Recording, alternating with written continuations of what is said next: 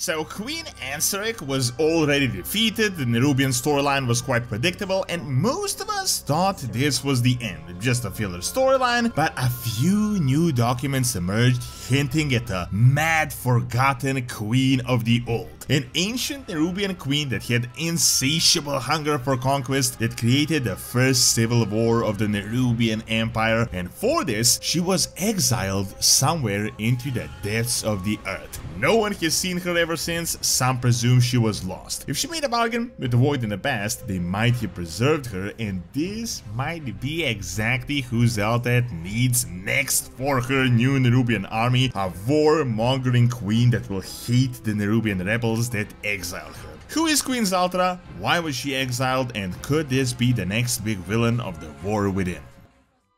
Did you know you can play the War Within directly on your phone with awesome this video's sponsor? You can control your desktop from your phone completely free, which is perfect when you don't really want to sit at the computer. Super easy to use, just use my link, download the PC and the phone app and just connect them. The free version is great, you can control your desktop, but the real deal is the game version with custom keyboards for various games such as WoW with great FPS and sound. Make sure to use my code DORON to get 7 days completely free so you can try it out only for the first 200 people. They also got a smart plug to turn off your PC at any time, as well as hot sales with up to 40% off on Pro and Game versions. Check out awesome.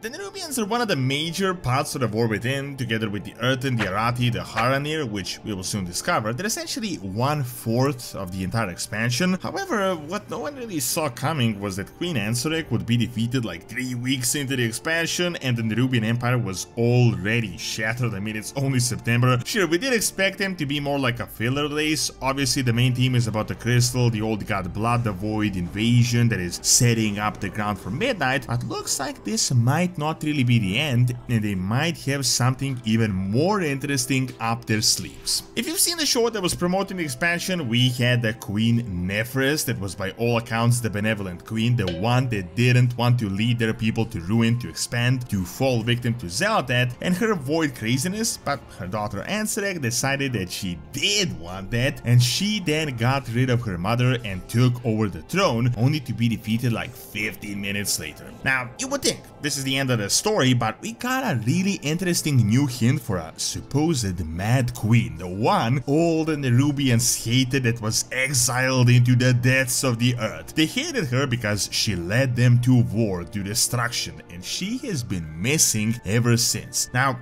wouldn't this be the best candidate for Xal'atath and her future plans? I mean, if her pet project Ansurek failed, it's time to dig out the Mad Queen, the one that everyone thought was lost. Now, the main reason I was really shocked with the Nerubian arc ending already was because they had actually started to build them up significantly. We learned that this kingdom of azj'kahet was connected to the Nerubian Northrend, and not only that, but they were actually connected by a massive tunnel. This hasn't been fully explained, but apparently there is a gigantic tunnel spanning from Khaz'gâr to Northrend that they had unsealed, which I think is just mind-boggling, and that this is setting for something that will happen in the future, meaning there could be more of these intricate underground connections that might end up being tied to the old god blood that is flowing everywhere. So, we actually have some interesting lore on the Nerubian queens. The first queen ever was called Anub-Izek, and she was supposedly a unique creature crafted directly by the old gods to serve as a military commander for the Black Empire in the times of the ancient Black Empire and primordial Azeroth, but she ended up defying them and she founded Azj'Nerub.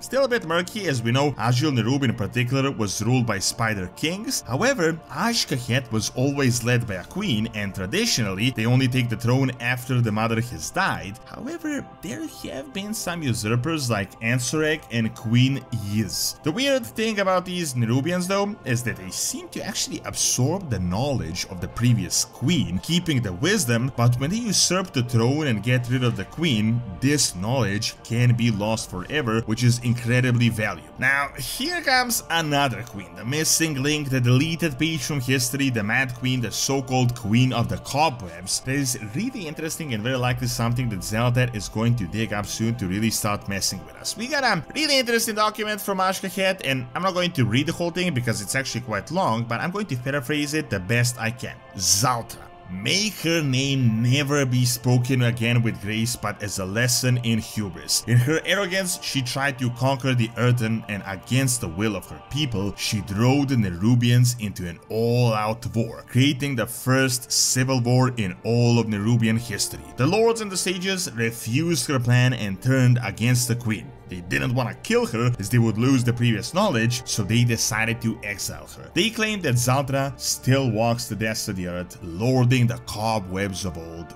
waiting for a day when her dreams of conquest will come to fruition. So obviously this little end is definitely sort of a hint for what will happen, but as I said, there is this mechanism of transferring the knowledge which we haven't seen before, and therefore they didn't kill her, they needed to exile her. Nothing says when this actually happened, we don't really have a concrete timeline, and seeing that the Nerubians seem to live for a really long time, it could have been thousands of years ago. Interesting enough, there is yet another document that mentions her from a high sage that says they never found her body, the knowledge was lost, but it was confirmed that no Nerubian queen is immortal. Age would have likely taken Zaltra by now, however, there is still a small chance for her knowledge to be preserved within her mummified corpse, something only the Nerubians would be able to understand. Now this document kinda says that she's no longer living, but that has never really stopped a villain from doing something. I mean, Xal'atath literally took the essence of Galakrond that died ages ago in like primordial Azeroth history. Before you speculate, I mean, there is in fact an NPC that we have discovered called the Mad Nerubian that people think is actually the Mad Queen, but we don't really know yet, and it's very likely one of the old rebels. It would be kind of like running into a crusty Sylvanas loyalist 100 years from now, so it's probably just a regular minion. However, they have definitely set her up with a few of these documents as this mysterious figure. Something led her to hunger for conquest and to try to take over the Earthen that are their neighbors. The Nerubian history isn't really clear and what the fifth old god figure really is, but there is strong evidence that they used to essentially be old god servants in the past, not exactly treated in a nice manner, which is why they eventually decided to rebel, and we got two independent kingdoms in Northrend and azj'kahet being unaffiliated to their creators in any way. Now, could it be that Xal'atath attempted a similar maneuver in ancient history? Again, we don't really know what happened and what form Xal'atath was in at this point in time. Maybe a similar bargain was offered, potentially related to the old god blood. Keep in mind, the old god blood has always been around this zone, but when Sargeras struck recently, it really activated it. Now, if this crazy Queen Zaltra created a pact with the Void in ancient history, she might have actually been preserved by the Void and may actually be living in some sort of a different form. She might be related to that Void Undersea that we've been learning about. Once again, if you haven't heard by now, there is in fact another zone between azj'kahet and Hellfall related to the roots of the World Tree Luna here. Blizzard actually planned to do 5 zones for Khazlagar right off the bat, but they kept it from data mining because it would mess with the rest of the story flow, it would spoil the storyline, so it's likely that this zone is much more than just the Haranir, which were obvious in cinematics and the roots were there, so this is going to be a significant part of the expansion. Now, do you remember another crazy queen that will actually be returning soon? Azshara, the ruler of the most powerful empire at the time that through her hubris also led them to civil war and to destruction. Then she was in desperation offered a new form, the Naga form she couldn't exactly refuse, and then she became a servant of the Void forever. Remember, Azshara was never really Void affiliated. This is something she had to essentially either accept or drown, and since then she has been living and serving them. The prophecy states that Queen Azshara is currently in the Void realm and that she will be returning soon, and all of this is related to the prophecy around Xal'atath. Well, seeing that the Nerubians are literally beings of the Void, I'd say it's much more likely that they would actually get an offer like this. It's entirely possible that a figure like Xal'atath led her to start a civil war, and when she failed and was exiled, the Void might have preserved her in a zone we are yet to discover for a future conquest, so this could be like the Void Plan B. Remember, the old gods and these Void crazies can always predict the future and future events. They're all about prophecies, so they might have expected that Xal'atath would come, so she might be something like a sleeper agent. Also, it might kinda explain why Xal'atath decided to even come to Kazakar in the first place, literally out of all the places on Azeroth that she could have started preparing the invasion from. It is definitely possible that this is actually the return, not the first time she was in Kazakar. Also, rewatch that cinematic when Xal'atath makes the offer to the Nerubians. It seems like they're already familiar with her, and Nephris immediately refuses, like she knows what she's planning and what the old god blood can do. It is entirely possible that this all comes from the great war that the Mad Queen created in ancient history. It might not have been directly orchestrated by Xal'atath, but they might have attempted to return to the old glory of the Black Empire, to use the old god blood and the void in order to rise as a dominant kingdom, but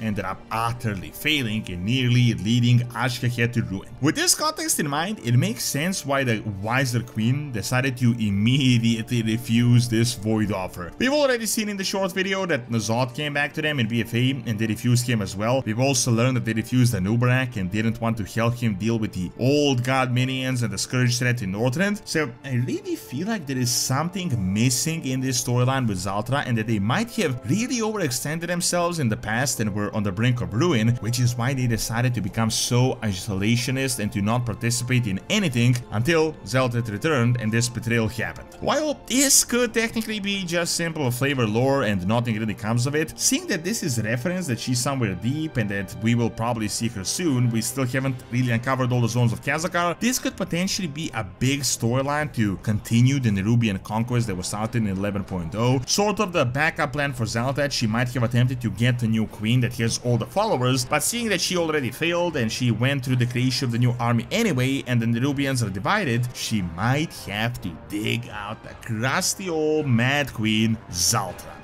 Thank you for watching. Check out the video on whether Khadgar was actually possessed by the void by clicking on the screen, and check out my video on Perun and Slavic mythology by clicking on the screen as well. See you next time!